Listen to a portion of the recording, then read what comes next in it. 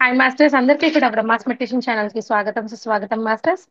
మనము ఎంతో చక్కగా 3 రోజుల నుంచి చక్కగా 3 రోజులు కంప్లీట్ చేసుకొని ఈ రోజు డే 4 లోకి వచ్చాం మాస్టర్స్. నీలో ఇద్దరు అనే ఒక చక్కటి గ్రంథం సాగర్ సింధూరి సార్ రచించిన ఈ గ్రంథం ద్వారా జ్ఞానాన్ని ప్రతిరోజు కూడా తెలుసుకుంటూ ఆ జ్ఞానాన్ని ఎంతో గొప్పగా ఆచరిస్తూ ఉన్నామని, గొప్పగా ఎదుగుతూ ఉన్నామని కోరుకుంటూ ఉన్నాను మాస్టర్స్.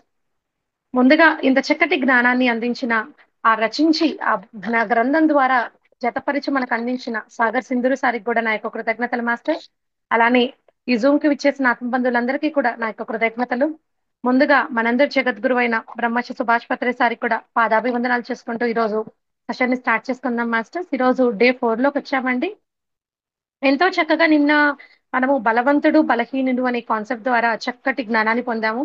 అంటే బలవంతుడు బలహీనుడు రెండూ కూడా మనలో ఉండే ద్వంద్వత భావనలు, ఆలోచనలు మాత్రమేనని, ఆ బలవంతుడుగా ఉండేదానికి మనలో సరికాని ఆలోచనని సరిచేసుకుంటే ప్రకృతిలో ఉండే సమస్త శక్తి కూడా మన లోపల ప్రవహించి ఆ గొప్పదనాన్ని ఇంకా చాటి చెప్పేలాగా సహాయపడుతూ ఉంటుందని, దానికోసంగా మనం శరీరానికి 30 నిమిషాల వ్యాయామం లేదా ప్రాణాయామాలు, ధ్యానం ఇలా చేసినప్పుడు శరీరం కూడా మనకు కావాల్సిన ఒక గొప్ప సంకల్పంతో ఏదైనా సాధించేలాగా మనకి సహకరిస్తుందని, అలానే మనకి నిన్న 2 ఉదాహరణలు కూడా చెప్పుకున్నాం మాస్టర్స్.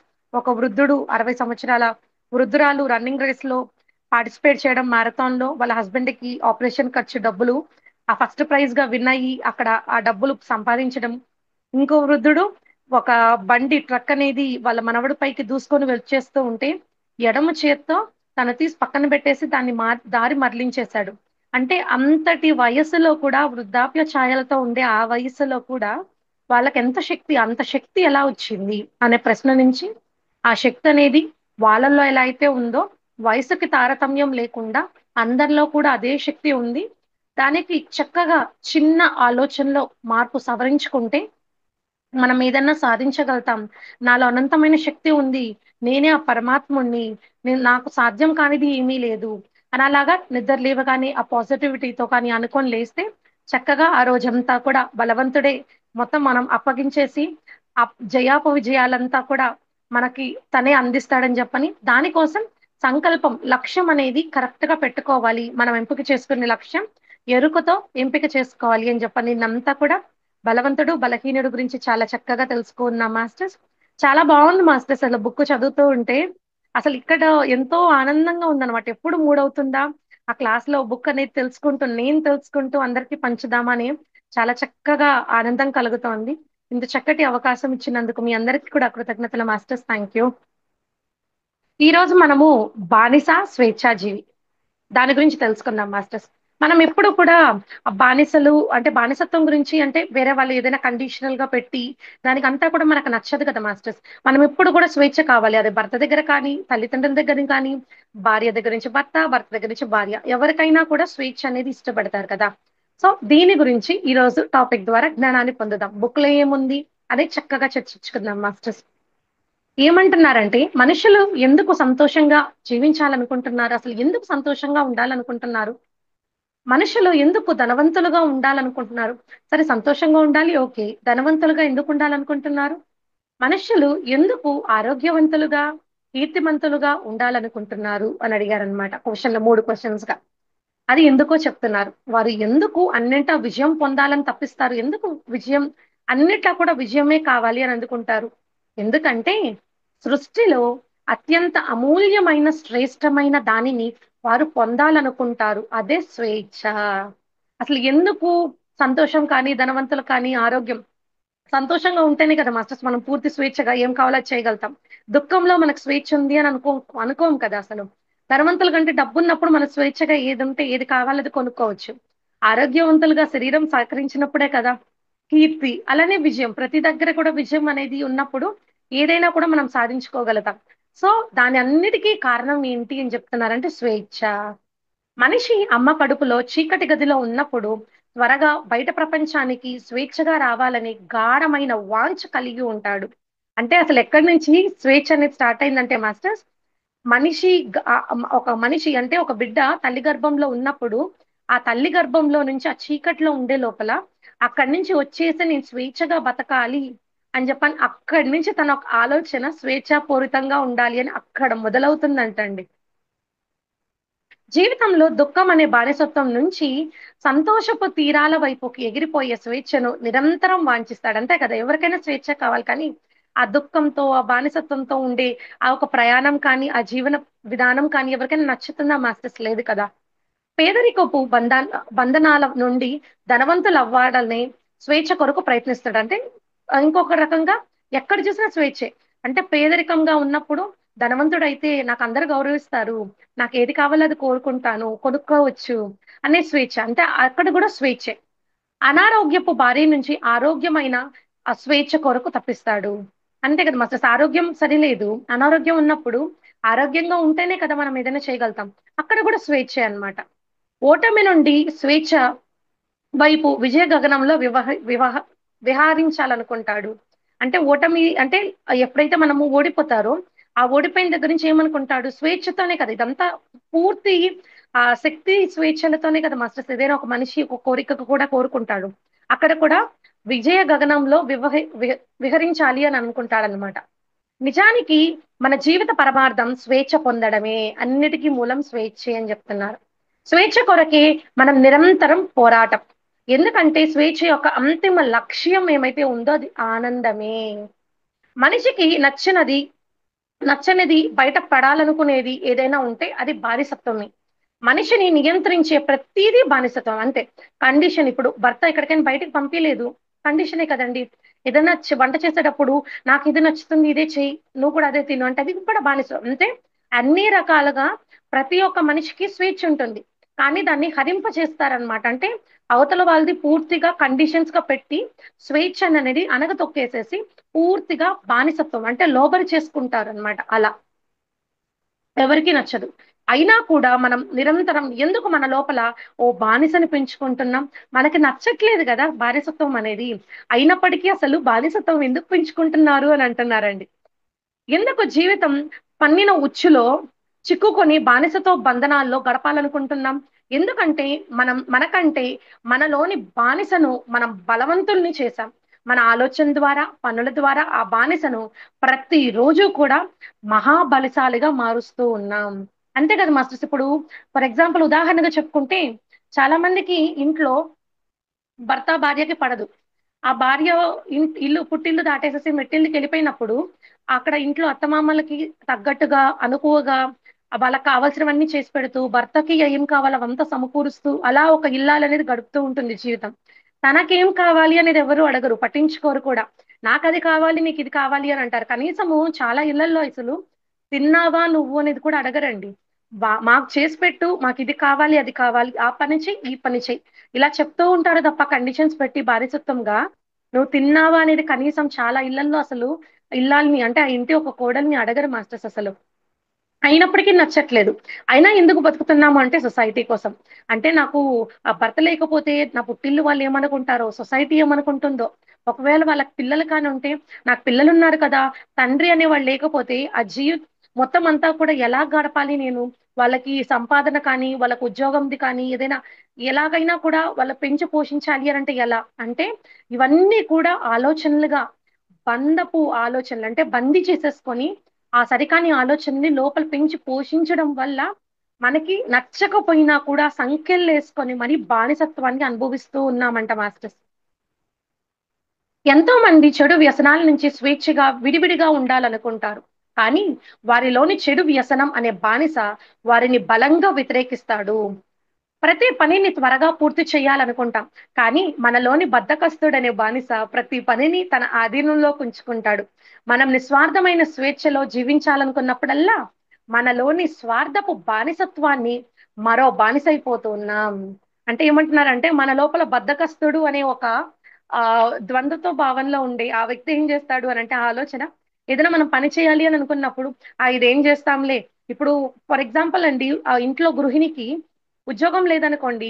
తనకి ఉద్యోగం ఏదైనా చేసుకునే దానికి ఏర్పాటు చేసుకొని ఏదైనా ఎతుక్కుందాం, ఏదైనా సంపాదించుకుంటే కనీసం నా బతుకు నేను బతకచ్చు అనే ఒక తనకి ధైర్యం రావాలనుకున్నా కూడా, ఆ లోపల బద్ధకస్తుడున్నాడనుకోండి, "నువ్వేం చేస్తావులే ఉద్యోగం.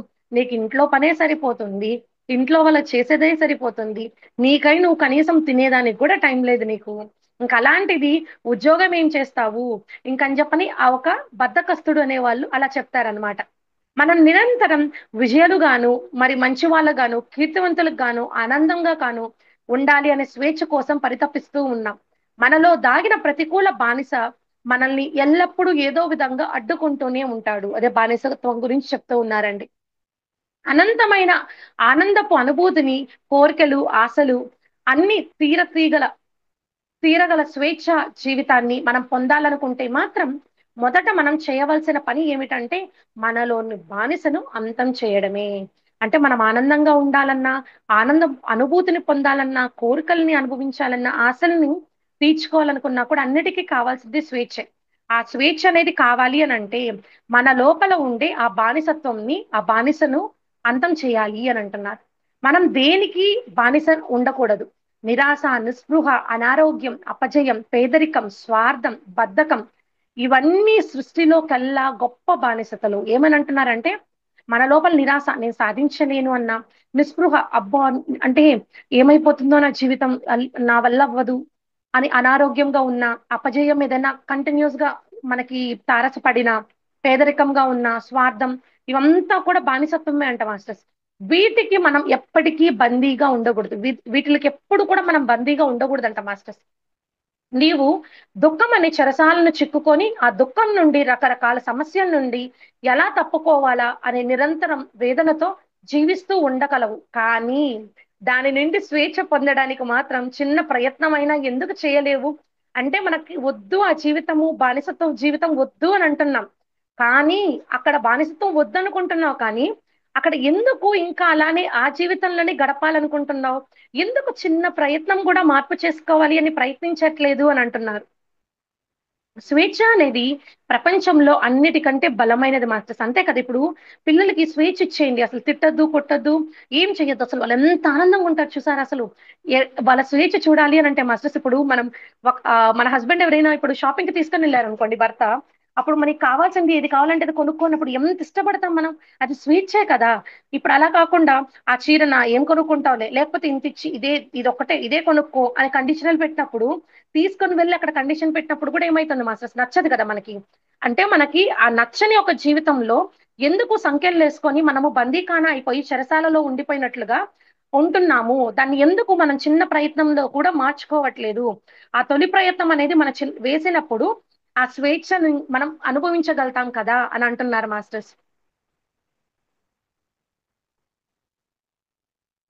నీవు దుఃఖానికి బానిసగా ఉంటూ నిరంతరం దుఃఖించడం కంటే, అందులో నుంచి బయటికి రాగల దారిని అన్వేషించాలి. చూడండి ఏం చెప్తున్నారంటే, దుఃఖం నచ్చట్లేదు గదా! దుఃఖంలోనే ఉండిపోయి జీవితం అంతా కూడా అంధకారం అయిపోయింది అని చెప్పని బాధపడడం కంటే కూడా, మనకి ఆ దుఃఖం లేకుండా ఆ జీవితంలో ఉండే ఒక దారిని కనుక్కోనాలి. ఎట్లా అంటే ఆ దుఃఖాన్ని విడనీడిపోయేలాగా దారిని కనుక్కోవాలంట మాస్టర్స్. దుఃఖం లేదా సమస్య యొక్క తీవ్రత అందులో మనం జీవించినంత సేపు మాత్రమే ఉంటుంది. అంతే కదా మాస్టర్స్. ఇప్పుడు దుఃఖం అనేది ఏడుస్తూ ఉన్నాము. ఏడ్చినప్పుడు ఆ క్షణంలో ఇప్పుడు ఎవరైనా ఇది తెలిసింది బ్యాడ్ న్యూస్‌గా అట్లా తెలిసింది. తెలిసినప్పుడు ఏమవుతుంది? మనకక్కడ ఏదైతే ఉందో అక్కడ మనకి ఆ దుఃఖం ఎక్కువ విపరీతమైపోతుంది. కాసేపటికి ఎవరితోనైనా మాట్లాడి అట్లా పంచుకున్నాం అనుకోండి, లేకపోతే ఏదైనా డైవర్ట్ చేసుకున్నాం అనుకోండి, దాని నుంచి ఏదైనా మ్యూజిక్ పెట్టుకోవడమో, లేకపోతే ఇంకేదైనా పనిలో పడిపోవడం అట్లాగా. అప్పుడు ఆటోమేటిక్‌గా ఏమైపోతుంది? మన దుఃఖం అనేది పోతుంది. అక్కడ దారి వెతకాలన్నమాట. దుఃఖం లేదా సమస్య యొక్క తీవ్రతను అందులో మన జీవితమంతా జీవించినంత సేపు మాత్రమే ఉంటుంది. ఒక్కసారిగా ఆ దుఃఖం అనే బంధనాలను తెంచుకొని ఉన్న చోటు నుంచి బయటకు రండి. మీకు సంతోషపు వెలుగులు తప్పక కనిపిస్తాయి. అంటే అంతే కదా మాస్టర్స్ ఇప్పుడు చెప్పేది. పత్రి సార్ కూడా ఏమంటారంటే, దుఃఖమైన, సుఖమైన కూడా మనలోనే ఉంది అని అంటారు కదా! సో, దాని గురించి చెప్తూ ఉన్నారు మాస్టర్స్. అంటే ఆ దుఃఖపనే ఛాయల నుంచి మనము బయటికి రావాలి అనంటే, అది కూడా మన చేతుల్లోనే ఉంది. ఆ దుఃఖాన్ని మనము బయటికి రావాలి అని అంటున్నారు మాస్టర్స్. అలా వచ్చినప్పుడు ఖచ్చితంగా మనము దుఃఖపు ఛాయ నుంచి సంతోషమైన జీవితాన్ని ఆ గమ్యానికి చేరుకోగలుగుతాం. అది వెలుగు అనే జీవితాన్ని అందుకోగలుగుతాము అంధకారం నుంచి అని చెప్తూ ఉన్నారు. బాగా ఆలోచించండి. మీరు, మీరు బాధపడేంత సేపే మీకు బాధ ఉంటుంది. అంతే కదా మాస్టర్స్. మీరు సమస్య అనుకున్నంత వరకే అది మీకు సమస్యగా కనిపిస్తుంది. మీరు సమస్యని నిర్మూలించడానికి చిన్న ప్రయత్నం మొదలెట్టండి. ఆశ్చర్యంగా ఆ సమస్య తన రూపాన్ని మార్చుకొని పరిష్కారం లాగా మారిపోతూ ఉంటుంది. అది మీకు కనిపిస్తుంది. దేవుడు అన్ని తలుపులను ఎప్పటికీ మూసి ఉంచడు. ఖచ్చితంగా ఏదో ఒక తలుపును మీకై తెరిచి ఉంచుతాడు.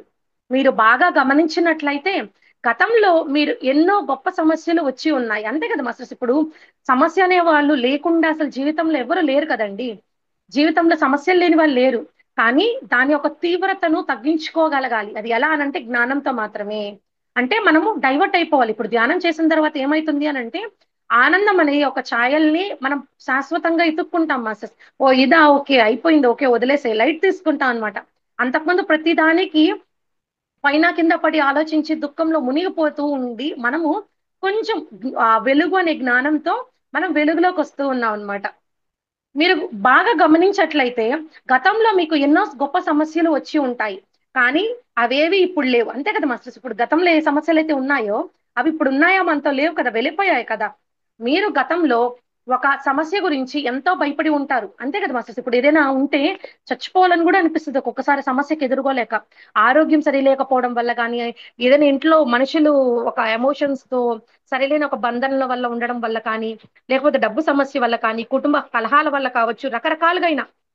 అంటే ఆ సమస్యతో మనం చనిపోవాలి అని అన్నట్టుగా అంత బాధపడిపోయి ఉంటాం కూడా. కానీ ఇప్పుడు దాన్ని చూసి మీరు నవ్వుకుంటారు. అంతే గదా! గతంలో ఏదైనా సమస్య ఉంటే ఒకసారి గుర్తు చేసుకోండి మాస్టర్స్. ఖచ్చితంగా మొహంలో నవ్వొస్తుంది. అప్పుడు పడినంత బాధ ఉంటుందసలు. మనకే అనిపించొచ్చు కూడా. ఓహ్! అప్పుడు నేను ఎందుకింత బాధపడ్డాను దీనికి? అసలు ఏమైపోయింది దీనికి? ఇంత చిన్న దానికి నేను అప్పుడు అంత ఏడ్చి, అంత బాధపడిపోయాను అని మనకే నవ్వొస్తుంది. అంతే. ఈ రోజున మీకు వచ్చిన దుఃఖం సమస్యల్లా సమస్యలు కొన్ని రోజుల తర్వాత అవి కనిపించవే కనిపించవు. ప్రతి సమస్య తప్పక పరిష్కరించబడుతుంది. ఒకప్పుడు ప్లేగు వ్యాధి ప్రపంచానికి ఉన్న అత్యంత పెద్దనైన సమస్య. కానీ ఇప్పుడు దానికి మందు కనిపెట్టడం మరుక్షణం నుండి అది సమస్యగా కాదు. అంతే కదా మాస్టర్స్! ఇప్పుడు దేనికైతే అసలు మందు కనిపెట్టలేదో అప్పుడు పేగు వ్యాధికి చాలా పెద్దది. చాలా మంది చనిపోయేవాళ్ళు గదా! దానివల్ల. అసలు ప్రేగు వ్యాధికి ఎప్పుడైతే మనకి మెడిసిన్ అనేది కనిపెట్టారో, దానివల్ల ఏమైపోయింది? ఆ సమస్య అనేది పోయింది. అలాగంటే మనం దారిని వెతకాలి అని అంటున్నారు మాస్టర్స్. ప్రతి సమస్య పరిష్కార ప్రయత్నం అనే చిన్న వెలుగులో అంతమైపోతుంది. మరెందుకు మనం నిరంతరం ఆ సమస్యల వలయంలో బందీలుగానే ఉంటున్నాం. ఒక్కసారి ఆ సమస్య నుంచి మరిచిపోయి కేవలం పరిష్కారం గురించి ఆలోచన రాగానే చిన్న వెలుగు ప్రత్యక్షం అవ్వడం మనం చూడగలం. మీరు గాఢంగా దేన్ని జపిస్తారో అదే మీకు దొక్కుతుంది. అంటే దుఃఖంలో ఉండిపోయి గతం తాలూకు అయ్యో! ఇతన్నెందుకు పెళ్లి చేసుకున్నాను? అయ్యో! దీనితో ఉండడం నేనే దుఃఖంగా ఉంటే మళ్ళా పిల్లలు గనాను, మళ్ళా ఎట్లాంటి అత్తమామలు అని చెప్పని రకరకాలుగా అనుకోవడం వల్ల చిన్న సమస్యేనండి. కానీ ఆ క్షణంలో మన మనస్సనేది ఏం చేసేస్తుంది అనంటే, నీకిన్ని సమస్యలున్నాయి అని ఎత్తిపెట్టి చూపిచ్చేస్తుందనమాట. నాకు సమస్యలున్నాయి అని జెప్పించడం మాని, అసలు నాకు సమస్యలే లేవు అని నిరంతరం జపించండి. ఈ ప్రపంచంలో ఇంతవరకు ఏ సమస్య ఎక్కువ కాలం పరిష్కారం కాకుండా ఉండలేదు. ఒకవేళ ఇప్పుడున్నా కొంతకాలం తర్వాత ఉండదు. మీరు సమస్య అనేది అనుకునేది నిజానికి మీ భయం కంటే చాలా చిన్నది. సమస్య అని అనుకునేది ఏదైతే ఉందో మన భయం కన్నా చాలా చిన్నదంట మాస్టర్స్. అదే కదా! భయపడిపోవడం వల్ల కదా! అయ్యో! ఏమైపోతుందో? ఆ సమస్య వల్ల ఏం చేయాలో? వాళ్ళేం తిట్టేస్తారో, వీళ్ళేమనేస్తారో, దానివల్ల ఏమైపోతుందో అనే భయం. భయం కన్నా చాలా చిన్నదంట సమస్య. మీరు సమస్యతో పాటు జీవించే బానిసల్లాగా ఉండకండి. అందులో నుంచి బయటకు వచ్చి మీకు మీ స్వేచ్ఛాయుతమైన ఆలోచనల ద్వారా సమస్యకు పరిష్కారం వెతకండి. అంటే పరిష్కారం అనేది ఎతుక్కోవాలి. స్వేచ్ఛతో మనకే ఉంది కదా సమస్య. సమస్య అనేది ఉన్నప్పుడు సమస్యని ఎతుక్కోవడం కన్నా, సమస్యలో నుంచి బయటకు పడే అంత స్వేచ్ఛ మన దగ్గరున్నప్పుడు స్వేచ్ఛను ఉపయోగించుకొని ఒక వెలుగులోకి రమ్మంటున్నారు మాస్టర్స్. చిన్న కథ చెప్తున్నారనమాట. ఒకరోజు ఒక రాజుగారి ప్రియమైన భార్య మరణించింది. ఆయన అది తట్టుకోలేకపోయాడు. ఆమె తన ప్రాణమని జీవించేవాడు. ఆమె మరణంతో అతను విలవిలలాడిపోయాడు. ఎన్నో ఏళ్ళు ఆమెనే తలుచుకుంటూ నిరంతర దుఃఖ స్రవంతిలో మునిగిపోయాడు. ప్రజల పాలనను, రాజ్యం యొక్క బాగోగులను మరిచిపోయాడు. పూర్తిగా రాజైనప్పటికీ భార్య చనిపోవడం, మరణం అనేది తనని కదల్చి వేసిందంట మాస్టర్స్. ఎందుకంటే తన భార్య కంటే ముఖ్యమైనది ఈ సృష్టిలో ఏదీ లేదు అని అతను భావించాడు. తిండి తిప్పలు మానేసి పిచ్చివాడిలా రోగస్తుడు రోదిస్తూ ఉండేవాడు. ప్రజలు పరిస్థితి దీనావస్థకు చేరుకునింది. దీనావస్థకు అంటే అంటే వాళ్ళంతా కూడా చాలా సఫరింగ్ లో ఉన్నారంట మాస్టర్స్, కష్టాలతో. శత్రువులు ఇష్టారాజ్యంగా దోచుకెళ్లడం ప్రారంభించారు. సరైన సౌకర్యాలు లేక ప్రజలు అస్తవ్యస్తమైపోయారు. ఆ సమయంలో ఓ సాధువు పరిస్థితి గమనించి ఆ రాజుగారిని కలిశాడు. ఆ ఆ సాధువు ఒకడు రాజు గురించి తెలుసుకొని రాజుని కలిశాడంటండి. ఆ రాజు ఒక పరిస్థితిని తెలుసుకొని, రాజా, సుభిక్షంగా పరిపాలించాల్సిన నీవే ఇలా అయిపోతే ఎలా అని అడిగాడు. దానికి రాజు, ఈ రాజ్యం, ఈ ప్రజలు, ఈ సంపదన ఇవేవి నా దుఃఖానికి దూరం చేయలేవు. నా రాణిని నాకు తిరిగి తెచ్చిపెట్టలేవు. ఆమె లేని ఈ జీవితమే వ్యర్థం. ఆమె కంటే ముఖ్యమైనది నాకేదీ లేదు అని జవాబించాడంట రాజు. చూడండి, అంటే ఇన్నున్నప్పటికీ నాకు కష్టం ఏమి లేదు, నష్టం ఏమి లేదు. వాళ్ళెవ్వరితో కూడా సంపాదనతో కానీ, డబ్బుతో కానీ, రాజ్యంతో కానీ, నాకు నా భార్య లేదు, తనను నువ్వు తీసుకొని రాలేవు కదా, తన ఒక దుఃఖంతో నేను మొత్తం అంతా కూడా పోగొట్టుకున్నాను, దీనికి మించి ఇంకేం నాకు దుఃఖం లేదు అని అంటున్నాడు. ఆమె కంటే ముఖ్యమైనది నాకు ఏది లేదు అని జవాబించాడంట. అందుకు సాధువు ఇలా నవ్వి ఇలా అన్నాడు, ఓ రాజా, ఇదంతా చూస్తూ ఉంటే నీ రాణిని నువ్వు నిజంగా ప్రేమించలేదేమో అనిపిస్తుందంట. చూడండి, ఏమంటున్నాడంటే, ఇదంతా చూసి నువ్వు అసలు నిజంగా మీ రాణిని ప్రేమించలేదేమో అని అన్నాడంట. నీ ప్రేమ స్వచ్ఛమైనది కాదేమో అని అనిపిస్తుంది అని అన్నాడు. దానికి రాజు చాలా ఆగ్రహించాడు, కోపం వచ్చేసిందంట వెంటనే. అంతే కదా, ప్రేమిస్తేనే ఏడుస్తున్నాను కదా, నువ్వేంది అసలు నాకు ప్రేమే లేదని అంటున్నావు అని. ఏంటి, నాది స్వచ్ఛమైన ప్రేమ కాదా? ఏమీ లేకపోయినా ఆమె జ్ఞాపకాలతో బ్రతికేయగలను. అది నా స్వచ్ఛమైన ప్రేమ కాదని మీరు ఎలా అనగలరు అని అడిగాడు. దానికి సాధువు, రాజా, మీరు ఓ అందమైన గుణవంతి అయిన మీ భార్యను మళ్ళీ వివాహం చేసుకోండి. 1 సంవత్సరం తర్వాత కూడా మీరు ఇలాగే ఆమె జ్ఞాపకాలతో దుఃఖంతో జీవిస్తున్నట్లు కనిపిస్తే అప్పుడు ఖచ్చితంగా మీ ప్రేమ ప్రపంచంలోకెల్లా స్వచ్ఛమైనదిని అర్థం అని అంటున్నాడు. అంటే ఏం చెప్తున్నాడంటే, మళ్ళీ మీరు ఇంకొకసారి ఆ సాధు అందమైన గుణవంతి అయిన భార్యను మళ్ళీ వివాహం చేసుకోండి. మీరు కానీ అలా చనిపోయినప్పుడు కానీ, లేకపోతే ఆ భార్య చనిపోయినప్పుడు కానీ మీరు ఇలానే బాధపడితే కానా అప్పుడు చెప్తాను మీ స్వచ్ఛమైన ప్రేమది మీదని అని చెప్తున్నాడు. రాజు తనది స్వచ్ఛమైన ప్రేమేనని, దానికి నిరూపించడం కోసం తాను చేయబడిన ఏం చేయడానికైనా కూడా సిద్ధమేనని, మళ్ళీ ఆ యువతను వివాహం చేసుకోవడానికైనా సిద్ధమేనని సాధువుతో చెప్పి కొంతకాలంలోనే ఓ అప్సరస లాంటి అనుకూలవతి అయిన వనితను వివాహం ఆడాడంట. అప్పుడు వరకు బాధలో ఉండి అసలు రాజ్యాన్ని కూడా పరిపాలించడం వదిలేసేసి అంత దుఃఖంలో ఉండే అతను చిన్న సలహా, అంటే ఇప్పుడు అలాంటి భార్యనే చేసుకోవచ్చు కదా అని నన్ను అండంతో వెంటనే సంవత్సరంలో కల చేసేసుకున్నాడంటండి పెళ్లి. సంవత్సరం గడిచింది. ఆ సాధువు మళ్ళీ ఆ రాజ్యంలోకి వచ్చి చూశాడు. ప్రజలంతా సర్వ సుఖాలతో సుభిక్షంగా ఉండడాన్ని గమనించాడు. రాజు గారి దగ్గరికి వెళ్లి చూడాలనుకున్నాడు. రాజుని చూద్దాం అనుకున్నాడంట. ఆ సాధువును చూడగానే ఆ రాజు తన కొత్త భార్యతో ఆనందాలతో మునిగి ఉల్లాసంగా ఉండడం సాధువు గమనించాడంటండి. సాధువుని చూడగానే రాజు ఇలా అన్నాడు, స్వామి, నేను ఓడిపోయాను. నాది స్వచ్ఛమైన ప్రేమ కాదని తెలుసుకున్నాను. నేను మరో స్త్రీని పెళ్లాడిన తర్వాత క్రమక్రమంగా నా రాణి జ్ఞాపకాన్ని మర్చిపోయి ఆనందంగా ఉండగలిగాను. రాజు చెప్తున్నాడంట, నిజమే, నాది స్వచ్ఛమైన ప్రేమ కాదు. నువ్వు ఎప్పుడైతే ఆ సలహా ఇచ్చావో, నేను వేరే స్త్రీని పెళ్లి చేసుకున్నానో, అది ఆ పెళ్లి అనే ఒక దాంతో తనతో ఆనందంగా గడుపుతూ నా రాణి ఒక జ్ఞాపకాలు అనేవి చిన్న చిన్నగా కరిగిపోయి మర్చిపోయి నేను ఇప్పుడు ఆనందంగా ఉంటున్నాను. కనుక నా రాణి పట్ల నాకు అంత స్వచ్ఛమైన ప్రేమ లేదని తెలిసింది. నన్ను క్షమించండి అని వివరించాడు రాజు ఆ సాధువుడికి. దానికి సాధువు నవ్వుతో బదిలించాడు, రాజా, స్వచ్ఛమైన ప్రేమ అంటే ఒక వ్యక్తి కోసం కుమిలి కుమిలి రోధించడం కాదు. చనిపోయిన నీ భార్యను తలుచుకుంటూ దుఃఖమని బానిసత్వంలో బందీగా ఉండడం కాదు. నీవు నీ ప్రేమని మరో వ్యక్తికి కూడా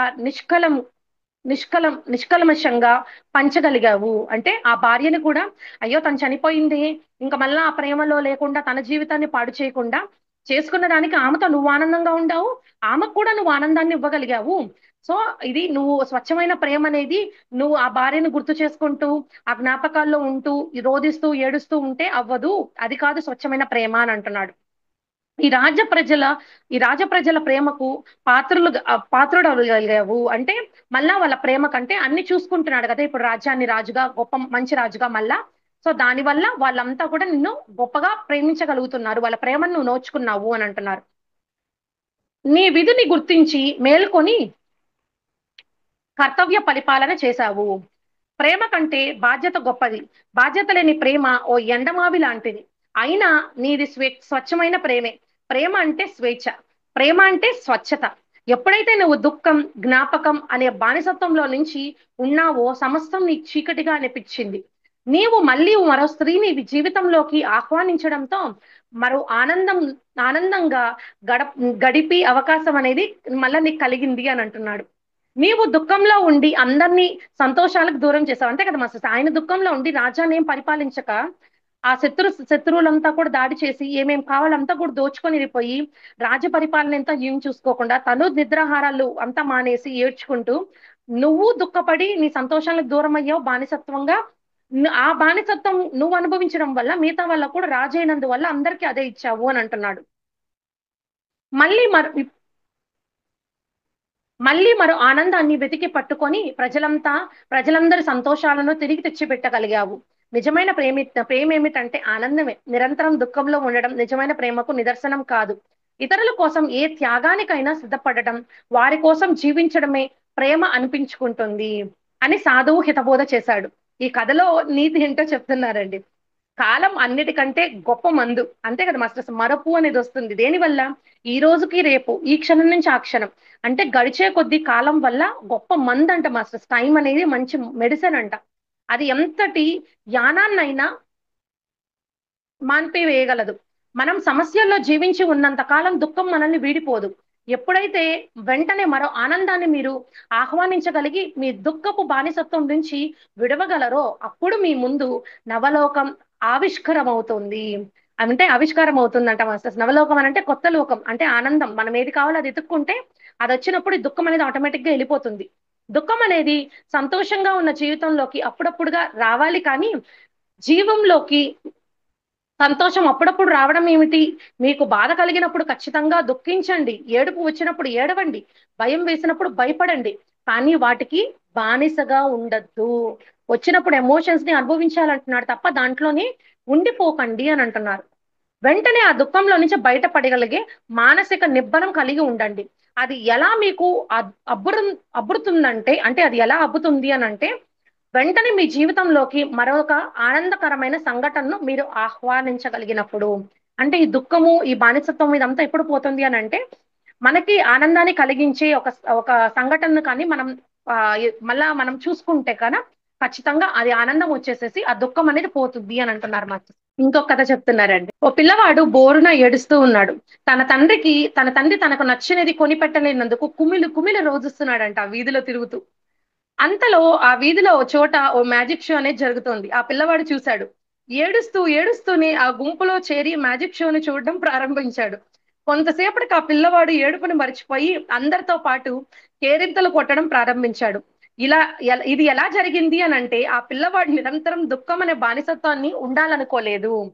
తనకు ఆనందం కలిగించడానికి ఏదైనా దగ్గరకు రాగానే దుఃఖం అనే జైలు నుండి స్వేచ్ఛగా బయటికి రాగలిగాడు.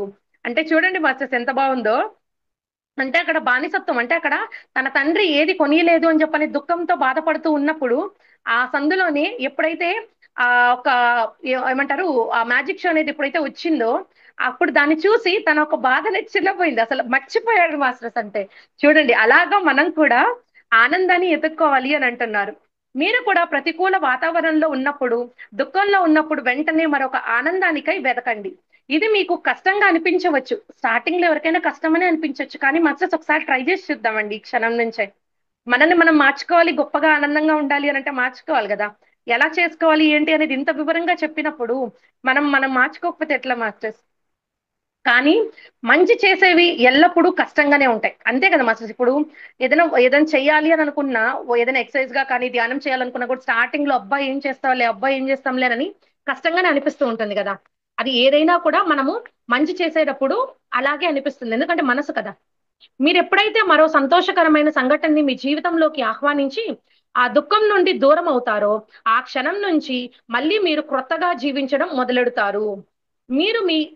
మీరు మీకు ఇబ్బంది పెడుతూ జీవిస్తున్న ఎలాంటి పరిస్థితి అయినా అది నరకం లాంటి బానిసత్వమే. నిరంతరం ఎల్లలు లేని స్వేచ్ఛకై పరితపించండి. మానవుడు ఏ బానిసత్వంలోనూ జీవించాల్సిన అగాత్యాన్ని భగవంతుడు కల్పించలేదు. అసలు భగవంతుడు చేరుకోగలిగింది ఓ స్వేచ్ఛ జీవి మాత్రమే. అంతే కదా మాస్టర్స్. ఇప్పుడు ధ్యానం చేస్తున్నాము అని అంటే ధ్యానం చేసే స్వేచ్ఛ మనకుంది. ఆ స్వేచ్ఛను ఆ ఇంట్లో కుటుంబ సభ్యులంతా కూడా అంగీకరిస్తున్నారు కదా, కాబట్టే కదా మనం ధ్యానం చేస్తున్నాము. అంటే భగవంతుడు అంటే మన లోపల ఉండే ఆత్మ సాక్షాత్కారాన్ని చేసుకోవాలనుకున్నా కూడా మనకు కావాల్సింది స్వేచ్ఛే. అంటే ధ్యానం చేసేంత స్వేచ్ఛ కావాలి. అక్కడ కూడా బానిసత్వం. వాళ్ళేమనుకుంటారు, వీళ్ళేమనుకుంటారు. ధ్యానం చేయకుండా కండిషన్లు కనిపెట్టారు అనుకోండి, చాలా మంది ఇళ్లలో ఉన్నారు మాస్టర్స్, నేను వినున్నాను. అసలు ధ్యానం చేస్తే అసలు ఇంట్లో వాళ్ళకి పడదంట. అలా లేకుండా మనకు స్వేచ్ఛ ఉంది కదా. సో అలాగా స్వేచ్ఛా జీవి మాత్రమే. అంటే మన లోపల అంతరాత్మను చేరుకోవాలనుకున్నా కూడా స్వేచ్ఛా జీవి మాత్రమే చేరుకోగలుగుతాడు అని అంటున్నారు. ఇక నుండి మీలోని స్వేచ్ఛా జీవికి రెక్కలు తొడిగి ఎగరనివ్వండి. మీరు ఏ చెడు అలవాట్లకు బానిసగా మారిపోకండి. ఎప్పుడైనా సరే దాని నుండి బయటపడలేనంత ఆత్మ బలాన్ని సాధించండి. అంటే ఎప్పుడు కూడా ఆత్మబలం అంటే మనము గొప్ప ఆత్మవిశ్వాసంతో కానీ జీవించగలిగితే దేనైనా కూడా మనం బయటకు దాటేయగలుగుతాం మాస్టర్. అంటే అసలు ఏమంటారు, సముద్రం ఒడ్డుని ఎలాగైతే దాటగలుగుతామో సునాయాసంగా, దాన్ని కూడా దాటేంత ఆత్మశక్తి అనేది మనలో ఉంటే ఎలాంటి సమస్యనైనా కూడా తీసి పక్కన పడేసేసి వెళ్ళిపోగలుగుతాం మాస్టర్స్. మీ జీవితాన్ని నియంత్రణ చేయడానికి అనుమతించవద్దు. చివరికి ప్రేమైనా సరే మిమ్మల్ని నియంత్రించకూడదు. నిజమైన జీవితం అంటే ఎందులోనూ చిక్కబడని స్వేచ్ఛ మాత్రమే. ప్రియమిత్రులారా, మనం శాశ్వతంగా సంపాదించుకొని మనతో ఉంచుకోగలిగే వస్తువు ఆనందం ఒక్కటే. అంతే కదా మాస్టర్స్. ఇప్పుడు ఏదున్నా లేకపోయినా ఆనందంగా లేకపోతే అసలు మనం బతకగలుగుతాం మాస్టర్స్? అసలు బతకాలి అనే ఆలోచన కూడా రాదు అసలు. చచ్చిపోవాలి అనే ఆలోచన తప్ప అసలు ఉండదు. అందుకే అంటున్నాడు, అంటే మనం శాశ్వతంగా సంపాదించుకొని అది మనదేదైనా ఒక వస్తువు మనతోనే ఉంటుంది ఎల్లప్పుడూ అని అంటే అది ఒక ఆనందం మాత్రమే అని అంటున్నాడు. ప్రతినిత్యం ఆనంద సముద్రంలో అలలండి, ఓలాలండి అని అంటే దాన్ని తేలాలంట మాస్టర్స్. స్వేచ్ఛ కొరకు పోరాటాలు యుద్ధాలు చేసిన తర్వాతే ఏ జీవికైనా నిజమైన స్వేచ్ఛ జీవితం లభిస్తుంది. అంతే కదా మాస్టర్స్. ఇప్పుడు మనము స్వాతంత్రం వచ్చింది అని అంటే ఎంతో మంది సమర యోధులంతా కూడా యుద్ధం చేసి ఎంతో పోరాటాలు చేసి దాని వెనకాల ఎంతో చరిత్ర ఉంది కదా మాస్టర్స్ మనకి. అలానే అంటే అది అనేది ఊరికే రాదు. పోరాటాలు యుద్ధాలు చేసిన తర్వాతే ఏ జీవికైనా కూడా స్వేచ్ఛ వస్తుంది నిజంగా అని అంటున్నారు. బానిసత్వంలో ఉన్నంత కాలం నీవు నీ జీవితాన్ని తప్పుగాను వ్యతిరేకంగాను ఆ దిశలో జీవిస్తున్నావని అర్థం చేసుకో. స్వేచ్ఛ కోసం పరితపించిన మరుక్షణమే అభివృద్ధి దారాలు తెలుసుకుంటాయి. అభివృద్ధి ద్వారాలు ఎలా తెలుసుకుంటాయంటే స్వేచ్ఛను ఎప్పుడైతే ఎతుకుతామో ఆ బానిసత్వం నుంచి ఆ సంఖ్యలు తెంచేసుకొని ఖచ్చితంగా మనకి స్వేచ్ఛ అనేది కనిపిస్తుంది అని అంటున్నారు. మనం ఎప్పుడైతే అనారోగ్యం అనే బానిసత్వం నుంచి తప్పుకోవాలనుకుంటామో అప్పుడు ఆరోగ్యం అనే స్వేచ్ఛ వస్తుంది. మనం పేదరికం అనే బానిసత్వం నుంచి తప్పుకోగలిగితే ఐశ్వర్యం అనే స్వేచ్ఛ వస్తుంది. ఇంకా వ్యసనం, అశాంతి, స్వార్థం, నిర్భయం, బద్ధకం ఇలాంటి వాటి నుంచి తప్పుకోవాలనే బలమైన కోరిక మీకు ఉండగలిగితే అది మీకు స్వేచ్ఛా రాజ్యాన్ని దారులు చూపిస్తుంది. అంటే ఆ స్వేచ్ఛా రాజ్యం అని అంటే మనం ఎప్పుడు కూడా ఆ షరతులు లేన అన్కండిషనల్ లవ్ తో అలా ఎలా ఉండగలుగుతాం ఆనందంగా అని అంటే ఎప్పుడైతే మనము ఈ వ్యసనాలకి బానిసత్వంలో ఉన్నాము అని మనం తెలుసుకుంటామో దాని నుంచి మనము చిన్న ఆలోచనతో మార్పిడి చేసుకొని మనం దాని నుంచి బయటకు గాని వస్తే ఖచ్చితంగా స్వేచ్ఛ స్వాతంత్రులమే మనము అని అంటున్నారు మాస్టర్స్. అప్పుడు ఆటోమేటిక్ గా స్వేచ్ఛ రాజ్యానికి దారులు అనేవి చూపిస్తాయంట. మనం సర్వ స్వతంత్రులం, అతి బలవంతులం, తెలివిగల వాళ్ళం. మనం బానిసత్వపు కోరికల్లో చిక్కుకోవడానికి ఎన్నడూ పడని వాళ్ళం.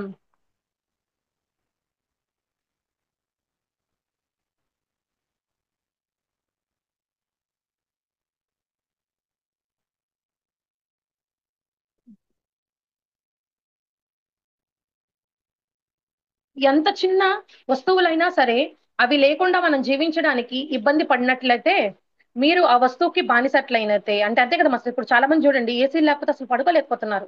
ఎందుకు అని అంటే ఏసీకి అక్కడ బానిస అయిపోయాం. ఇప్పుడు అంటే పాత రోజుల్లో ఇప్పుడు వాషింగ్ మిషన్ లేదు. ఇప్పుడు వాషింగ్ మిషన్ కి మనం బానిస అయిపోయాం. ప్రతిదానికంటే అక్కడ ఆ రోజు పని చేయనప్పుడు చూడండి మన పని అవ్వదు అసలు. మనం ఏం చేయలేము. ఎందుకనంటే బానిసత్వం లోపలంతా కూడా ఏమంటారు ఆ శ్రమ అనేది లేకుండా శారీరక శ్రమ వాటికి మనం ఒక జీవన శైలి అనేది అలవాటు అయిపోయి ఉంటుంది మాస్టర్స్. అదే చెప్తున్నారు, మీరు ఆ వస్తువుకు బానిసట్లయిన ఆ బానిస అయినట్లయితే మన జీవితం వస్తువుల సేవల ద్వారా ఆవిష్కృతం కాదు. కేవలం మన యొక్క గొప్ప స్వేచ్ఛ కొరకే వాటిని సృష్టించుకున్నాం. అది మనల్ని హరించేదానికి కాదు మాస్టర్స్. మనం వాటిలతో ఆనందంగా గడపడానికి మాత్రమే వాటిని మనం సృష్టించుకున్నాం అని అంటున్నారు స్వేచ్ఛగా. కానీ ఈనాడు తెలియకనే మనం ఎన్నో వస్తువులకు బానిసైపోతున్నాం. ఫోన్‌కి ఇప్పుడు చూడండి, అసలు మర్చిపోయాను అసలు చెప్పడం. ఫోన్‌కి ఎంత చిన్న పిల్లలు పుట్టిన వాడి దగ్గర నుంచి చచ్చిపోయేంత వరకు బానిసలమైపోయినాం మాస్టర్స్. అడుగడుగున వస్తువుల నియంత్రణలోనే మన జీవితాన్ని సాగిస్తూ ఉన్నాము. అంటే ఆ వస్తువు, ఈ వస్తువు అని చెప్పని వాటిలనంతా కూడా నియంత్రించుకుంటూ వాటిలతోనే ఉంటూ మన జీవితాన్నంతా కూడా సాగిస్తూ ఉన్నామని అంటున్నారు. ఇంకొక ఆయన గురించి చెప్తున్నారు ఒక స్టోరీగా. ప్రపంచ ఖ్యాతి గడించిన ప్రా పారిశ్రామికవేత్త అయిన ఒక ఆయన ఒకసారి విదేశాల నుంచి తనకెంతో ఇష్టమైన కారుని తెప్పించుకున్నాడు. అప్పట్లో అది అతి ఖరీదైన కారు. ఆయన కలల కారుని చూసుకొని అంద అందులో చక్కర్లు కొడుతూ తెగ సంబరపడిపోయేవాడు. ఆ కారుని నిరంతరం శుభ్రంగా ఉంచటానికి ఒక పని చేసే ఉద్యోగిని కూడా నియమించుకున్నాడు. ప్రతిదినం చిన్న గీతైనా పడకుండా ఎంతో జాగ్రత్తగా చూసుకునేవాడు. రోజు రోజుకి ఆయన ఆయనకి ఆ కారు పైన మక్కువ అంటే ఎక్కువ ఇష్టం. శ్రద్ధ అనేవి ఎక్కువయ్యావంట మాస్టర్స్. ఆయన కారు నుండి పార్కింగ్ చేసిన తర్వాత తన మనస్సుని కూడా పార్కింగ్ దగ్గరే వదిలి వెళ్ళిపోయేవాడంట. అంటే కార్ అంటే అంత అమితమైన ఇష్టం అన్నమాట. ఆయన ఎక్కడున్నా నిరంతరం కారు గురించి ఆలోచిస్తూ ఎవరైనా ఆ కారుకు గీతలు పెడతారేమో, నొక్కులు పెడతారేమో అని తలుస్తూ ఆందోళనలుగా గడిపేవాడనమాట మాస్టర్స్. అంటే చూడండి, ఆయనకుండే ఆ కారు మీద మోహం అన్నది ఇష్టం కాదు అది. మోహం అనేది ఆ సంఖ్యలు వేసేసుకొని ఎక్కడున్నా కూడా చూడండి, పార్క్ చేసినా కూడా కార్‌ని తన మనసుని అక్కడే నిలిపేసేవాడంట పార్కింగ్ దగ్గర. ఎవడెక్కడ చిన్న గీతలు గీస్తాడో, ఎక్కడ ఏ నొక్కులు కొడతాడో అని చెప్పని దాని గురించి ఎప్పుడు ఆలోచిస్తూ ఆందోళనకు గురి అయ్యేవాడంట. ఒకసారి ఏదో ముఖ్యమైన వస్తువును తీసుకొని రమ్మని తన డ్రైవర్‌ని ఆ కారు ఇచ్చి పురమాయించాడు. డ్రైవర్‌కి ఇచ్చి పంపించాడంట మాస్టర్స్. ప్రమాదవశాత్తు ఆ డ్రైవర్ మరో ట్రక్కుకు కారును గుద్దేశాడు. ఫలితంగా అంత ఖరీదైన కారు తీవ్రంగా దెబ్బతింది. ఇక ఆ డ్రైవర్ చాలా భయపోయాడు. తన యజమాని తనతో తుపాకీతో కాల్చి చంపేయడం ఖాయమని నిర్ధారించుకున్నాడు. కానీ నిజాయితీ గల డ్రైవర్ ఇంటికెళ్లి తన యజమానికి జరిగిందంతా వివరించాడు.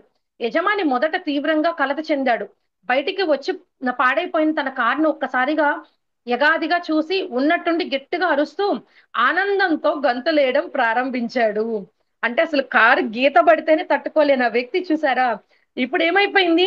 దానికి అంత డ్యామేజ్ అయినా కూడా యాక్సిడెంట్ ద్వారా ఆయన అసలు పైకి కిందకి చూసి అంటే ఏమైపోయింది? దాంతో సంకెళ్ళు స్వేచ్ఛని తెంచేసుకున్నాడు కదా మాస్టర్స్. అక్కడ ఉండే బానిసత్వాన్ని ఆ మోహం అనేది తెంచేసుకున్న తర్వాత ఆనందాలతో గంతులేయడం ప్రారంభించాడంట. ఊహించని ఆ పరిమాణానికి డ్రైవర్ అంటే ఆ డ్రైవరు నిర్ధాందిపోయాడంట మాస్టర్స్. యజమాని ఆ డ్రైవర్ దగ్గరకు వచ్చి ఇలా అన్నాడు: ఓ డ్రైవర్, నేను నీకు రుణపడి ఉంటాను. ఈ రోజు నాకు నిజమైన స్వేచ్ఛ లభించింది. ఆ కారుని కొన్నప్పటి నుంచి నాకు మనశ్శాంతి లేదు. ఈనాడు నేను ఏదో ఆందోళన లేకుండా హాయిగా నిద్రపోగలను. నిజంగా నాకు నువ్వు గొప్ప స్వేచ్ఛను ప్రసాదించావు అని అంటున్నారంట మాస్టర్స్. చూసారా? అంటే చిన్న గీతలు ఎక్కడ పడతాయో అని చెప్పని ఆయన నిరంతరం కలల్లో కూడా అదే ఉంటది ఆయనకి. అంటే అక్కడ పార్కింగ్ దగ్గర కూడా ఆయన అట్లే వదిలిపెట్టేసి వెళ్ళిపోతూ ఉండే ఆ వ్యక్తి ఏమైంది మాస్టర్స్, ఎప్పుడైతే దానికి డ్యామేజ్ అయిపోయిందో తను ఒక్కసారిగా ఎంతో స్విచ్ అంటే తన ఆందోళన కారు గురించే ఎక్కడేమైపోతుందో భయము, ఆ పిరికితనంగా ఆలోచనలు అంతా అన్ని రకాలుగా కారుకి ఆయన కండిషనల్లీ బౌండ్ అయిపోయాడు మాస్టర్. సంఖ్యలు వేసేసుకొని ఉన్నాడు. ఆ డ్రైవర్ కి ఎంతో కృతజ్ఞతలు తెలుపుకున్నాడంట మాస్టర్. మిత్రులారా, ఈ చిన్న కథలోని అంతరార్థం మీకు అర్థమయ్యే ఉంటుంది. ఏ వస్తువు పైన అయినా మమకారం అతిగా పెంచుకోవడం వల్ల మనకి దాన్ని వలలో చిక్కుకుంటాం. అది మెల్లమెల్లగా మిమ్మల్ని బానిసలుగా మార్చుకుంటుంది. ఎప్పుడైతే ఒక వస్తువు లేదా ఒక పరిస్థితికి మీరు బానిస అవుతారో మీ ఆనందం అది ఇంకా ఆవిరైపోతుంది. ఏమంటున్నారంటే మాస్టర్స్, ఇందాక కథలో చెప్పుకున్నట్లుగా మనము ఆ కథలో ఒక నీతి ఏంటి అని అంటే, ఎప్పుడైతే మనము ఒక చిన్న వస్తువు పైన కానీ ఆ సంఘటనల వల్ల కానీ వ్యక్తుల మీద కానీ అది బానిసత్వంగా మార్చుకుంటామో అది ఎప్పుడు మనకి ఆనందం అనేది దూరం అయిపోతుందంట మాస్టర్స్. మీరు మీకు అన్నిటినీ ప్రసాదించిన ఆ పరమాత్మకు బానిసగా ఉండండి. కానీ ప్రకృతిలో మరి ఏ ఇతర వస్తువుకి కాదు. స్వేచ్ఛ అంటే ఆనందం. బానిసత్వం అంటే దుఃఖం. అంటే ఈ ఈ సృష్టి పరమాత్మ సృష్టి అనేది ఇంత చక్కగా ఉంది కదా! మీ లోపలుండే ఆ పరమాత్ముడికి బానిసవ్వమంటున్నారు మాస్టర్స్. ఎప్పుడైతే మన లోపలుండే ఆత్మకు బానిసవుతామో, అప్పుడు ఖచ్చితంగా మనము ఆత్మ పురోగతిని తెలుసుకొని, ఆత్మ దినదిన వృద్ధితో మనం చక్కగా మోక్ష మార్గం వైపు ప్రయాణం చేయగలుగుతామండి. అంటే అదే చెప్తున్నారు చూడండి. స్వేచ్ఛ అంటే ఆనందం అంట మాస్టర్స్. బానిసత్వం అంటే దుఃఖం అంట. మనం ఈ భూమిపైకి వచ్చిన నిజమైన కారణం ఏమిటంటే ఏమి చేసిన చివరకు ఆనందం వెతుక్కోవడమే. అంతే కదా మాస్టర్స్! ఇప్పుడు ఎవరైనా కూడా చెప్పండి చూడండి క్లాస్ చెప్పేటప్పుడు అసలు మీరంతా కూడా ఆనంద స్వరూపులు, సచ్చిదానంద స్వరూపులు అని అంటారు. అంటే సత్ చిత్ ఆనందం అంటే ఎప్పటికీ ఎల్లప్పటికీ కూడా మనం ఆనంద స్వరూపులమే మాస్టర్స్. మనకు స్థితి గతి ఆనందమే. కానీ మనము ఆ మనసుతో కూడుకున్న ఒక సమస్యల్లో వాటిల్లో పట్టుకొని అవి మనల్ని పట్టుకోవట్లేదు. మనం పోయి వాటిని తగిలించుకుంటున్నాం. చొక్కాలను ఎట్లా వేసుకుంటున్నాం, బట్టలు ఎట్లా వేసుకుంటున్నామో అలాగా ఒక్కొక్క సమస్యని మన సమస్యలు కాకపోయినా వేరే వాళ్ళ దాంట్లో తలదూర్చి వాళ్ళ సమస్యలు కూడా మన మీదకి రుద్దుకుంటూ ఉన్నాం మాస్టర్స్ ఈ రోజుల్లో. అవును, ఇది ముమ్మాటికి వాస్తవమైన విషయం. మిమ్మల్ని మీరు ప్రశ్నించుకోండి. ఎందుకు మీరు మీ కుటుంబం ఏ కష్టం లేకుండా అన్ని అవసరాలు తీరి పేదరికం నుంచి అనారోగ్యం నుండి దూరంగా ఉండాలనుకుంటున్నారు? ఎందుకు మీకు నచ్చిన పనినే దొరికితే బాగుండనుకుంటున్నావు? ఎందుకు నిరంతరం పరువు పేరు ప్రతిష్టల కోసం పరితపిస్తున్నావు? నువ్వేం చేసినా ఏ పని చేసినా దేన్ని కోరుకున్నా వాటి యొక్క చిట్ట చివరి లక్ష్యం ఏమిటి అంటే ఏం అంతే కదా మాస్టర్స్. ఇప్పుడు పేదరికం ఉంది, ఆ పేదరికం నుంచి డబ్బు సంపాదించాలి, బాగా చక్కగా ఇల్లు కొనుక్కోవాలి, కారు కొనుక్కోవాలి, లగ్జరీగా ఉండాలి అని అంటే అంటే అక్కడ మనం ధనవంతులుగా కావాలి అని కోరిక ముందే ఉంది. ఆ లగ్జరీనెస్ అంటే ఆనందమే ఉంది. ఆరోగ్యం నుంచి అనారోగ్యం నుంచి ఆరోగ్యంకి ఆనందమే ఉంది. అలాగా అంటే ప్రతి దాంట్లో చూసినప్పుడు ఏమైతుంది అని అంటే చిట్ట చివర లక్ష్యం మనకు కావాల్సిన ఒక పరితపించేది ఏంటి అని అంటే ఒక్కటే, అది ఆనందం. మిత్రులారా, మనం ఈ భూమిపై ఏ పని చేసినా మనం ఆనందం కోసమే చేస్తాం. ప్రతి పనిలోనూ చివరి గమ్యం, చివరి పరమార్థం ఆనందమేనని తెలుసుకున్నంత వరకు మనం నిరంతరం బానిసత్వంలో మగ్గిపోవాల్సిందే. అంటే చూడండి ఏం చెప్తున్నారు. మన ఒక స్వేచ్ఛ, మన ఒక గమ్యస్థానమే ఆనందము. ఆనందం ఎలా వస్తుంది అని అంటే ఆ పూర్తి స్వేచ్ఛని మనము అనుభూతి చెందినప్పుడు మాత్రమే అని అంటున్నారు. అంతవరకు ఆనందము ఆ స్వేచ్ఛని తెలుసుకోనంత వరకు మనము ఎప్పుడు కూడా నల్లటి మబ్బులు చీకటిలాగా ఆ బానిసత్వం ఒక ఛాయలో మనం మగ్గిపోవాల్సిందే అని అంటున్నారు. ఒక వ్యక్తి విడిచి ఉండలేకపోతే అతని బంధుత్వం బానిసత్వం మీరున్నారని అర్థం.